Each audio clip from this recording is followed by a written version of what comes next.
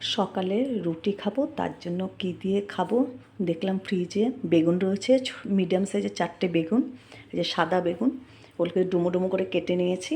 আর এই যে কিছুটা তেল নিয়ে তার মধ্যে পেঁয়াজ দিয়ে আর একটা শুকনো লঙ্কা ফোড়ন দিয়েছি, আর এই যে কিছুটা রসুন দিলাম। আর ওই বেগুনগুলোকে এর মধ্যে দিয়ে একটু বেগুন চচ্চড়ি মতন করে রাখবো, একদম অল্প সময়ে হয়ে যায়, আর রুটির সঙ্গে খেতে কিন্তু দারুণই লাগে। এই যে একটু লাল লাল করে পেঁয়াজটা ভেজে নেব।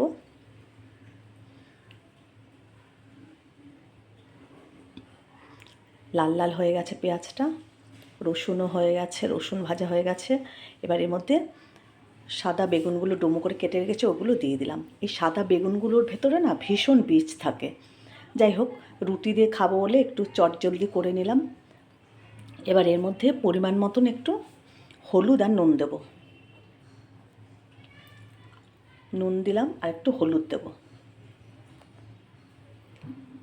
এবার নুন আর হলুদটাকে ভালো করে বেগুনগুলোর মধ্যে মিশিয়ে দেবো, নাড়াচাড়া করে তারপর এটাকে ঢেকে দিলে বেগুনগুলো খুব তাড়াতাড়ি নরমও হয়ে যাবে আর খুব তাড়াতাড়ি হয়ে যায় এই চচ্চড়িটা। এবার এটাকে আমি ঢেকে দেবো। দেখো ঢেকে দিয়েছিলাম। এর মধ্যে একটুখানি চিনি দিয়ে দিলাম, একটু চিনি দিলে কিন্তু খেতে খুবই ভালো লাগে।